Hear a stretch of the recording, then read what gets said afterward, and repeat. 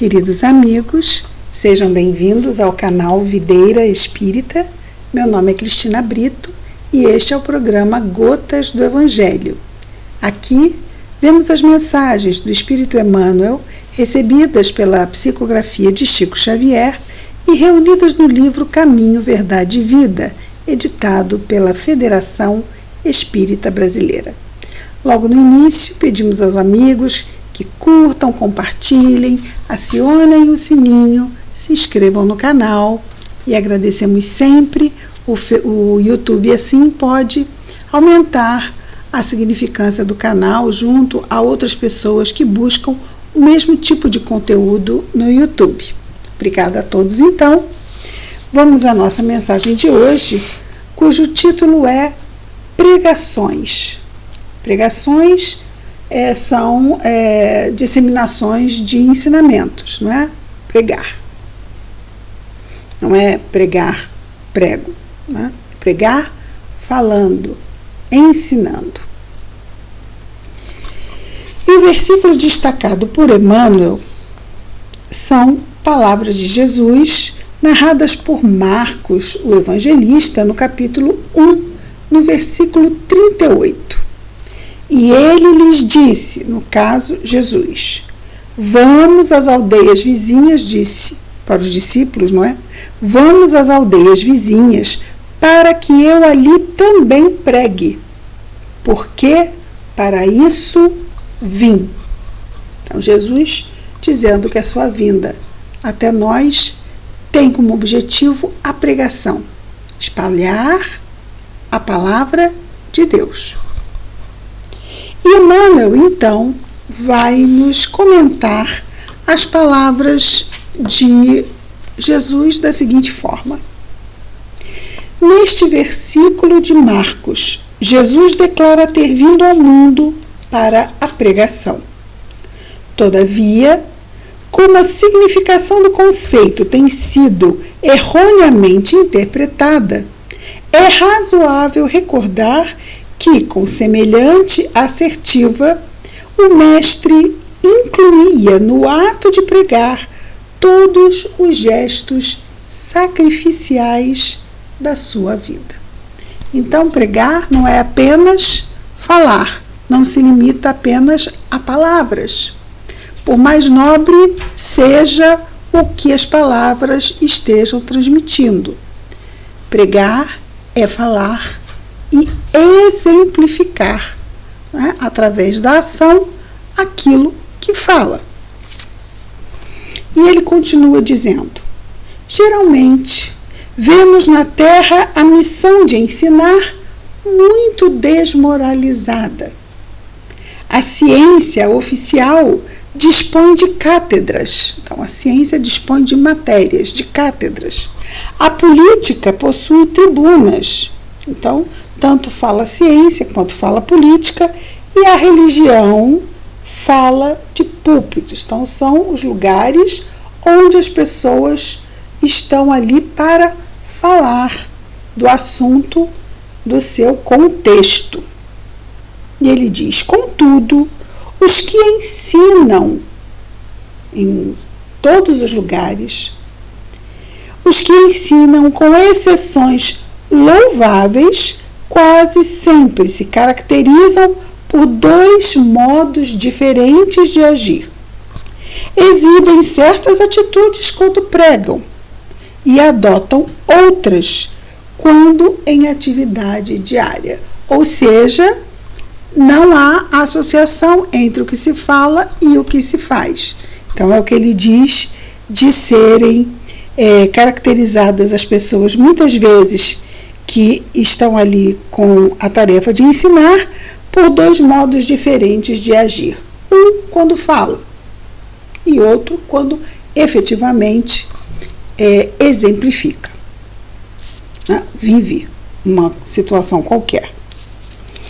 E ele continua dizendo, daí resulta a perturbação geral, porque os ouvintes se sentem à vontade para mudar a roupa do caráter, já que aquele que fala faz, porque então não tem problema nenhum fazer também. Vamos pensar aqueles que ensinam nos lares, os pais junto aos filhos. Estamos falando, então, de um ensinamento moral. O que adianta os pais ensinarem seus filhos padrões de virtude e na hora de exemplificarem, não exemplificarem na ação o que falaram aos filhos? O que se faz? O que se estabelece? Uma perturbação geral. E muitas vezes a pessoa que está ali em formação, e não apenas naquela encarnação, mas como espírito imortal reencarnado mais uma vez, fica muitas vezes tendente a repetir os modelos viciosos, os padrões mentais antigos, porque há ali uma permissão daquele que tem a tarefa de ensinar as questões morais. E ele continua dizendo: toda dissertação moldada no bem é útil. Jesus veio ao mundo para isso. Pregou a verdade em todos os lugares. Vamos lá. Toda dissertação moldada no bem é útil. Então, já há um mérito em se falar no bem. Jesus veio ao mundo para isso. Pregou a verdade em todos os lugares. Fez discursos de renovação. Comentou a necessidade do amor para a solução de nossos problemas. No entanto, quer dizer, se usar a palavra para se falar do bem é extremamente meritório, ela não deve, a ação, acabar quando a fala termina. E é o que ele vai dizer. No entanto, Jesus misturou palavras e testemunhos vivos desde a primeira manifestação do seu apostolado sublime até a cruz. Por pregação, portanto, o mestre entendia igualmente os sacrifícios da vida. Então, também, usando aquele ditado que o exemplo vale mais do que 1000 palavras. Desculpe. Que o exemplo vale mais do que 1000 palavras. Então, o exemplo ensina. Eu posso não falar nada, mas a minha atitude e a minha ação estão passando também uma mensagem. Gostamos de pensar que seja positiva, não é? Muitas vezes fazemos coisas que achamos que é positivo e não é, por ignorância. Por isso precisamos estudar, saber moralmente o que nos convém. Dizia Paulo, tudo me é lícito, posso fazer qualquer coisa, livre-arbítrio, mas nem tudo me convém. O que me convém? Eu tenho que buscar saber quais são as leis de Deus. Qual é o padrão moral que eu devo seguir? Está no livro dos Espíritos. Jesus. Esse é o padrão moral que devemos seguir.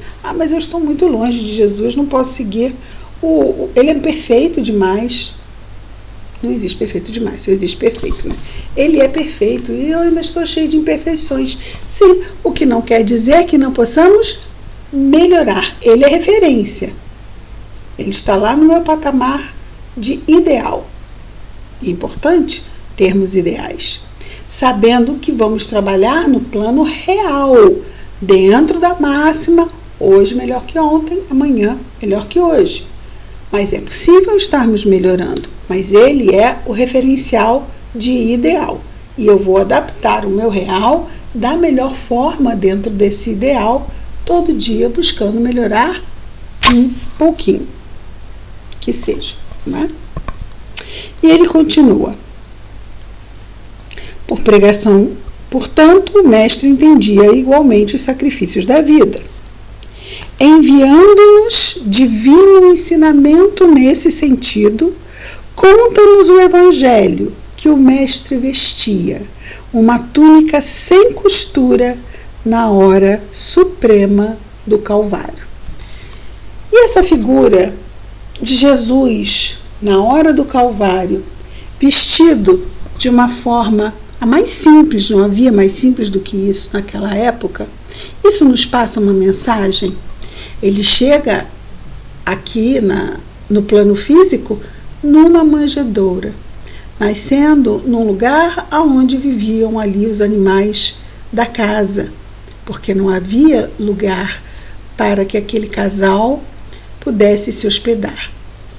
E a mulher grávida, Maria, acaba concebendo, tendo o seu bebê ali naquele estábulo, nascendo na manjedoura, não é? Feito um ninhozinho, né, com palha, e ali estava Jesus. Nasceu da forma mais simples, partia da forma mais simples, e tudo que ele pregou foi a simplicidade das nossas ações. Não compliquemos, hajamos conforme a lei, porque nós complicamos muito, nós somos complexos porque somos imperfeitos. A perfeição é simples. O que é complicado é a imperfeição, porque tentamos negociar, e são impulsos, e são aqueles sentimentos muito fortes e doloridos de incompreensão, de mágoa, de ressentimento, de raiva. Isso tudo complica, porque isso vai nos fazer, muitas vezes, fazer escolhas infelizes, e vamos arcar com as consequências. Então, tudo isso se complica. Quando eu ajo conforme a lei, para perdoar, é o que? Para perdoar? Ok, eu perdoo. Se fosse fácil assim, não é? Mas, quando estivermos melhor, fácil assim será. E aí, escolho de acordo com o bem, minhas consequências são positivas. Olha só que vida maravilhosa. Então, fazer o bem é a forma mais simples de se alcançar a felicidade, que é a plenitude. Não é essa felicidade daqui, é a plenitude, algo que ainda a gente sabe como conceito, mas ainda não sabe realmente o que é viver essa plenitude. Estamos sempre muito voltados aos nossos conflitos, pelo bem que sabemos que precisamos fazer, mas esses impulsos que não era isso que eu queria fazer. Não, mas é isso que é o melhor que eu faça. Tudo me é lícito, nem tudo me convém. O que é que me convém? O que me convém é eu fazer aquilo que eu sei que é certo e que eu falo que é certo. Eu sou cristã, eu digo que eu sou discípula de Jesus porque eu o sigo, quero aprender com ele, quero trazê-lo para a minha vida. E quando é hora de fazer? É como cristã que eu me comporto? Então é importante, porque a nossa ação é a maior divulgação realmente da palavra de Deus, não é? É o testemunho. Porque se eu falo e não ajo de acordo, a minha ação fica vazia, não é? Então, pregações é o nosso tema de hoje. Nós vamos orar e vamos tentar fazer vídeos menores, com menos de 15 minutos, porque nós sabemos que esse é o tempo que as pessoas podem estar aproveitando melhor o conteúdo. Vamos orar? Querido Jesus, Mestre amado, obrigado, Senhor, pelas bênçãos que recebemos, pela Tua presença, pelo nosso anjo guardião. Sustenta-nos as forças, Senhor. Ajuda-nos a nos lembrarmos da prece. Abençoa, Jesus, a todos nós, em especial aqueles que estamos em sofrimento, Senhor. De alguma forma, sofrendo e necessitando de amparo. Abençoa-nos, Jesus. Que a Tua paz esteja em nós e entre nós, Senhor, hoje e sempre. Graças a Deus.